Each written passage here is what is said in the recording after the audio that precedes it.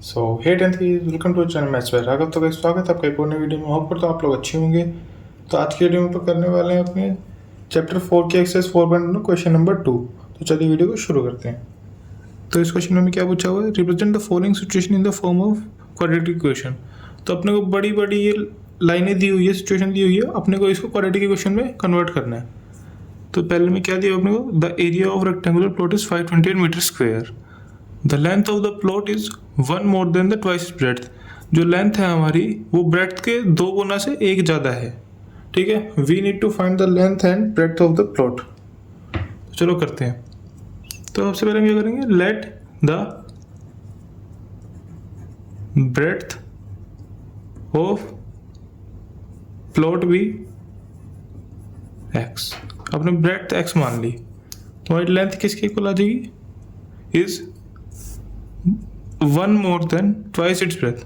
Twice of breadth मतलब 2x, क्योंकि breath हमारी x है तो 2x प्लस 1। तो हमारी लेंथ की वैल्यू आ गई 2x प्लस 1 और ब्रेथ की वैल्यू आ गई है x। तो अपने को क्या निकालना है, area of rectangular plot 528 given है। तो length into breadth is equal to area होता है। लेंथ हमारी क्या है 2x प्लस 1, ब्रेथ हमने क्या मानी थी x, और एरिया क्या दिया हुआ 528 मीटर स्क्वायर। ठीक है, इसको खोलेंगे 2x into x 2x square और 1 into x plus x is equal to 528। ठीक है, इसको साइड कर देते हैं। तो 2x square plus x minus 528 is equal to 0। ये अपनी क्वाड्रेटिक इक्वेशन बन गया। आप उनको निकालिए लेंथ और ब्रेड्थ। तो मेथड लगाएंगे हमारा स्प्लिटिंग मिडल टर्म। तो उसके लिए सबसे पहले क्या करना है, इन दोनों को फैक्टराइजेशन करनी है। तो कैसे होगी, एक तो 2 हो जाएगा फैक्टर, फिर हो जाएगा 528 को फैक्टराइज करेंगे हम। करेंगे देखो 2 2 ज़ा 1 2 बचेगा तो 6 ज़ा 2 4 ज़ा, फिर से 2 को करेंगे तो 1 3 2, फिर से 2 को करेंगे तो 66, फिर से 2 को करेंगे 33, अब 3 पे करेंगे 11, अब 11 पे करेंगे 1। ठीक है, तो क्या बनेगा 2 into 2 into 2 into 2 into 3 into 11, और एक 2 इसका भी था तो इंटू 2।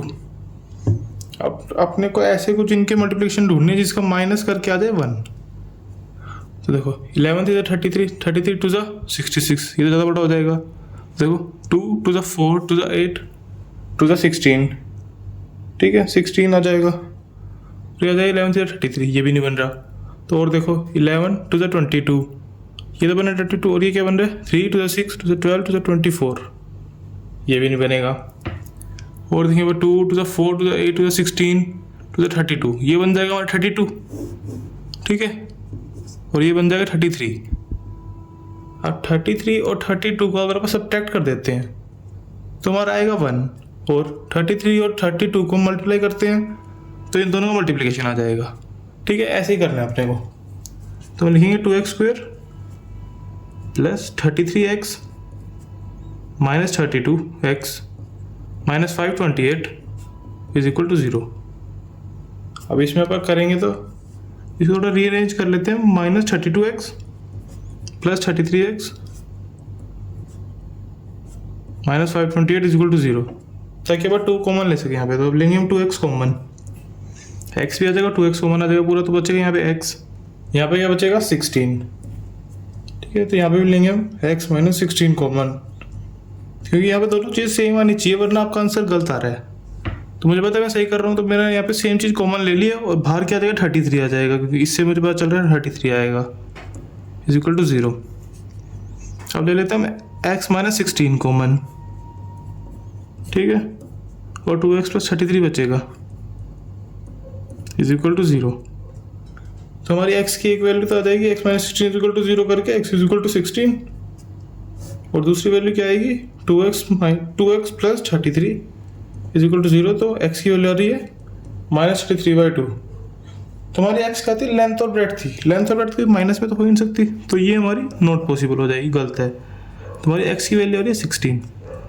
अब इसको पुट करते हैं। देखो लेंथ क्या थी हमारी 2x प्लस 1, अब इसे पुट करेंगे तो 16 इंटू 2 प्लस 1, तो क्या आ जाएगा 16 टू 32, 32 प्लस 1 33, और ब्रेड्थ हमारी क्या थी x थी, और x की वैल्यू क्या हो गई 16। तो हमारी निकल चुकी है ब्रेड्थ भी और लेंथ भी। तो इसलिए तुम्हारा ये पार्ट सॉल्व होता है। तो बढ़ते हैं नेक्स्ट पार्ट पे। तो नेक्स्ट पार्ट में क्या है, the product of two consecutive positive integer is 306, we need to find the integers.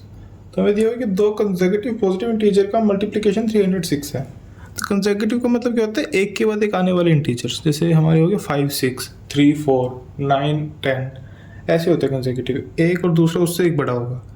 तो हमने इस क्वेश्चन में क्या लेट करा कि let the two positive integers be x and x+1, क्योंकि कोई भी दो पॉजिटिव इंटीजर्स होंगे कंसेक्यूटिव तो वो एक दूसरे से एक से बड़े होंगे, उनमें एक का गैप होगा। तो मैंने क्या कर लिया, x और x+1। अब कुछ भी लेट कर सकते हैं, x+1 और x+2 भी कर सकते हैं, वो थोड़ा डिफिकल्ट पड़ेगा, मैंने इसलिए ईजी सेलेक्ट करा x और x+1। तो अब अपने को उसका प्रोडक्ट गिवन है 306, तो x इंटू x+1 हमें गिवन है 306।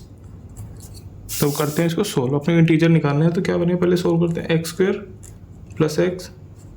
अब यहाँ 306 प्लस में सामने माइनस में ले जाऊँगा, 306 = 0। तो अपने क्या करना है, स्प्लिटिंग में टर्म करनी है। तो 306 की प्राइम फैक्टराइजेशन करेंगे तो क्या होगा, 306 है, 2 से करेंगे तो 1, और 1 0 है तो 5 और 3 153। अब 3 पे करेंगे तो 5 1, अब 3 पे करेंगे फिर से तो 17 पे करेंगे तो 1। तो क्या आया, 2 × 3 × 3 × 17। आपने ऐसा कुछ बनाना है कि बीच में हम उसको सब्ट्रैक्ट करके हमारा 1 आ जाए। तो 3 × 3 × 2 करेंगे तो क्या आ जाएगा, 18, और ये क्या आ रहा है अपना 17। इन दोनों का सब्सट्रैक्शन आ रहा है हमारा 1, और इन दोनों का मल्टीप्लिकेशन आ रहा है, हम इन दोनों को ऐड करेंगे जैसे 18 और -17 को, तो आ जाएगा 1, और इनको मल्टीप्लाई करेंगे तो आ जाएगा 306। तो मतलब सही बैठ रहा है। तो इसको वाला लिख देते हैं यहाँ पे, x² + 18x - 17x - 306 = 0। तो अब यहाँ पे लेंगे हम x कॉमन, तो x + 18, यहाँ पे भी x + 18 ही आता है हमेशा, क्योंकि अगर ऐसे आपका नहीं आता x + 18 तो मतलब आप गलत कर रहे हो। इनपुट जब पता है मैं सही कर रहा हूँ तो मैं x + 18 पहले से लिख लूँगा। तो यहाँ क्या कॉमन है, -17। तो अब हम x + 18 को कॉमन ले लेते हैं दोनों में, x + 18 कॉमन आ गया, बचा क्या x - 17, ये भी 0 = 0। तो अब करेंगे x + 18 = 0, तो x की वैल्यू -18। ये तो पॉसिबल ही नहीं, क्योंकि हमने दोनों पॉजिटिव इंटीजर मानने थे, तो ये तो गलत हो गया। यहाँ देखते हैं, x - 17 = 0, तो x की वैल्यू आ गई 17, तो ये सही है। तो हमें पता चल गया x की वैल्यू 17 है, और दूसरा इंटीजर क्या हो जाएगा हमारा, 17 + 1 = 18। तो हम लिख देंगे सो द इंटीजर्स आर 17 18। ठीक है, तो इसके बाद अपना ये पार्ट भी सॉल्व होता है। तो बढ़ते हैं अपने नेक्स्ट पार्ट पे। नेक्स्ट पार्ट में क्या है, Rohan mother is 26 years older than him.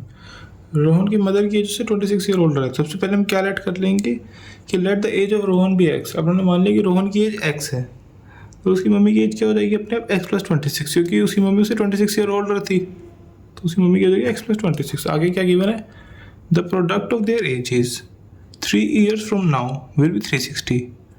तो हमें क्या दिया है कि 3 years के बाद रोहन की एज क्या हो जाएगी, पहले हम लिख लेते हैं after 3 years age of Rohan. 3 साल बाद रोहन, पहले अगर x का था तो x + 3 years का हो जाएगा, ठीक है। और after 3 years age of Rohan mother कितनी हो जाएगी, x + 26 में 3 और ईयर्स हो जाएंगे तो x + 29, ठीक है। ये उनकी एजेस है, product of their ages will be 360। Product of their ages मतलब x + 3 into x + 29 will be equal to 360, ठीक है। तो इसको सोल्व करते हैं यहाँ पर, x इंटू एक्स करेंगे तो x², x इंटू 29 करेंगे तो 29x, 3 इंटू एक्स करेंगे तो 3x, 3 इंटू 29 करेंगे तो 87 = 360। x² 29x + 3x 32x + 87 - 360 = 0। तो x² + 32x 87 में से 360 जाएंगे तो क्या बचेगा हमारा, माइनस का क्या बचना चाहिए, 273 = 0, ठीक है। अपने निकालना क्या इस सम में, we would like to find Rohan's present age. Rohan की एज निकालनी है हमें। तो अब वही करते हैं, स्प्लिटिंग मिलर टर्म 273 को हम फैक्टराइज करेंगे। पहले 3 पे काटेंगे तो 91, फिर 7 पे काटेंगे तो 13 पे काटेंगे तो 1, तो क्या बना 3 इंटू 7 इंटू 13। तो अगर अपन 13 और 3 को मल्टीप्लाई करते हैं तो बचेगा 39 और 7 अलग से। अब इन दोनों को सब्ट्रैक्ट करेंगे तो आ रहा 32 और इन दोनों को मल्टीप्लाई करेंगे तो 273। तो अब ऐसे लिख देते हैं इसको, x square plus 39x minus 7x minus 273 is equal to 0। अगर आपको स्प्लिटिंग मिडल टर्म मेथड आपको सही से सीखना है तो आप मेरी पहली वीडियो में सीख सकते हैं, इससे पहले मैंने सिखाया हुआ उसका परफेक्टली। तो बढ़ते हैं आप आगे। तब इसमें आप एक्स कॉमन लेंगे दोनों में, एक्स प्लस 39 बचेगा। यहाँ पे भी एक्स प्लस 39 ही बचते क्योंकि दोनों तरफ सेम ही होना चाहिए तभी हमारा आंसर सही है। तो मुझे पता है मैं सही कर रहा हूँ तो मैं डायरेक्ट लिख दिया एक्स प्लस 39 आएगा। तो -7 कॉमन आ जाएगा क्योंकि एक्स प्लस 39 था, एक्स में से हमने क्या कॉमन लिया -7, दूसरे में देखने की जरूरत ही नहीं होती, इज इक्वल टू 0। अब ले लेते हैं एक्स प्लस 39 कॉमन, ठीक है।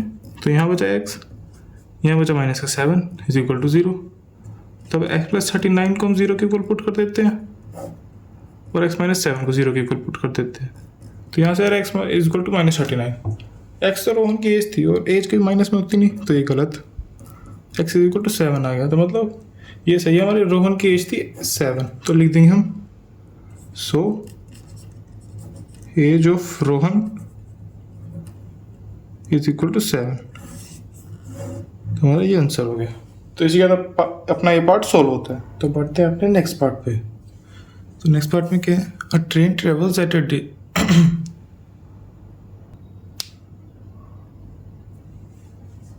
तो बढ़ते हैं अपने नेक्स्ट पार्ट में। तो नेक्स्ट पार्ट में क्या है, अ train travels a distance of 480 kilometre at a uniform speed. तो हमें यहाँ पर दिख रहा है कि स्पीड वेरिएबल है, तो हम सबसे पहले लिख लेते हैं let the speed of train be x, ठीक है। If the speed had been 8 km less, then it would have taken 3 hours more to cover the same distance. We need to find the speed of the train. तो हमें ये हो कि हमें 480 kilometre का distance travel करना है। अगर आप उसको x किलोमीटर पर आवर की स्पीड पे करते तो हमें एक t टाइम लगता। If the speed had been 8 kilometre less, अगर हमारी स्पीड x की जगह x minus 8 kilometre per hour होती तो हमें 3 घंटे ज़्यादा लग जाते। तो अपनी को स्पीड निकालनी है, तो कैसे करेंगे अपन, देखो तुम्हारा फॉर्मूला होता है ना, distance is equal to speed into time, ठीक है। तो डिस्टेंस हमें क्या गिवन है 480, स्पीड हमें मान ली हमारी x और टाइम को हम t ही रहने देंगे। तो 480 upon x is equal to t, और दूसरी तरफ distance equal to speed into time. Distance अपना पहले दूसरी बार में 480 था, अपनी स्पीड लेकिन क्या हो गई थी x माइनस 8, क्योंकि 8 किलोमीटर लेस थी ना हमारी स्पीड, तो हमने x माइनस 8 लिख दी स्पीड इंटू टी। तो इसमें देंगे तो 480 अपॉन x माइनस 8 में हमें टाइम क्या लग रहा था हमारा t प्लस 3, 3 घंटे में ज़्यादा लग रहे थे, ठीक है। तो हमारी एक ही इक्वेशन। अगर अपन सेकेंड इक्वेशन में तो फर्स्ट इक्वेशन को लेस माइनस करेंगे तो क्या होगा, t प्लस 3 में से t जाएगा तो बचेगा 3।